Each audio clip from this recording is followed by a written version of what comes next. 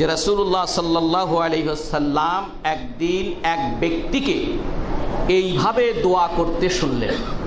সামিআন নবী সাল্লাল্লাহু আলাইহি ওয়াসাল্লাম রাজুলান ইয়াকুল, রাসূলুল্লাহ সাল্লাল্লাহু আলাইহি ওয়াসাল্লাম জনৈক ব্যক্তিকে এইভাবে আল্লাহর কাছে প্রার্থনা করতে শুনলেন।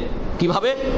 ইয়া যাল জালালি ওয়াল ইকরাম, ইয়া যাল জালালি ওয়াল ইকরাম, হে মহান সম্মানের অধিকারী। এরপর ইয়া আরহামার রাহিমিন, রব্বিগফির ওয়ারহাম ওয়া আনতা খায়রুর রাহিমিন। আল্লাহ পাক কোরআনে ওই কথা বলেছে। তো ইয়া আরহামার রাহিমিন এর সম্পর্কে ইমাম হাকিম আবু উমামা রাদিয়াল্লাহু তাআলা আনহু থেকে সহিহ সনদে বর্ণনা করছেন যে রাসূলুল্লাহ সাল্লাল্লাহু আলাইহি সাল্লাম বলেছেন, ইন্না লিল্লাহি মালাকান মুকালান বিমান ইয়াকুল, আল্লাহ পাক তার ফেরেশতাদের মধ্য থেকে একদল ফেরেশতাকে এই দায়িত্ব দিয়ে রেখেছেন যে তারা তাদের পিছে লেগে থাকবে। কারা? কাদের পিছনে লেগে থাকবে ফেরেশতারা? যারা বলে বিমান ইয়াকুলু ইয়া আরহামার রাহিমিন, ইয়া আরহামার রাহিমিন, যারা বলে এদের ব্যাপারে রিপোর্ট করার জন্য আল্লাহ পাক একদল ফেরেশতা নিয়োগ করে রেখেছেন। সুবহানাল্লাহি ওয়া বিহামদিহি। ফামান ক্বালাহা সালাসান, ইয়া আরহামার রাহিমিন, ইয়া আরহামার রাহিমিন, ইয়া আরহামার রাহিমিন, তিনবার যারা বা যে এটা বলে, ক্বালাল মালাকু, ওই যে নিয়োজিত ফেরেশতা তখন বলে, ইন্না আরহামার রাহিমিন ক্বাদ আকবালা আলাই,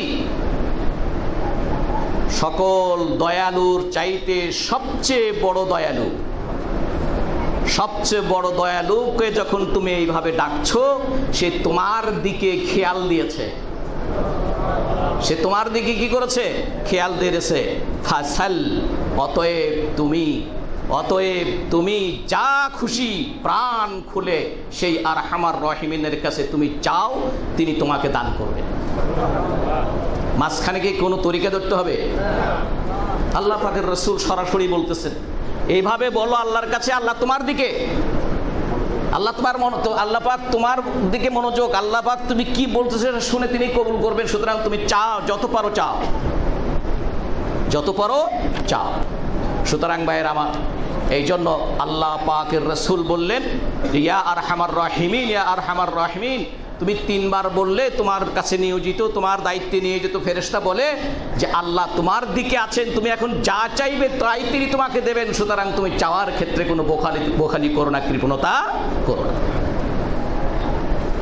সুতরাং এগুলো আমরা বাদ দিয়ে শুধু আল্লাহর নৈকট্য লাভ করার জন্য এখানে ধুমারি একবার, ওখানে যাই, সেখানে যাই, আসল জায়গা ছেড়ে দিয়ে, ওই যে সে নদী পার হইতেছে, শিয়ালরে কুমির ধরছে ঠিক মতোই, সে পাওই ধরছে। শিয়াল কয় যে তুই আমার পাও বাদ দিয়ে বুঝি লাঠি ধরছিস। ও চিন্তা করে ছেড়ে দেওয়ার পরে লাঠিতে কামড় দিয়েছে, ও লাফ দিয়ে উঠে গেছে।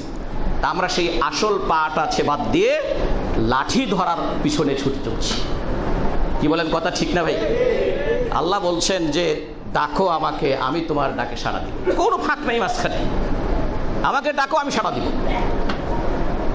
উদউনি আস্তাজিব লাকুম, আমাকে ডাকো, আমার কাছে চাও, আমি তোমার ডাকে সাড়া দেব, তোমার দোয়া আমি কবুল করব।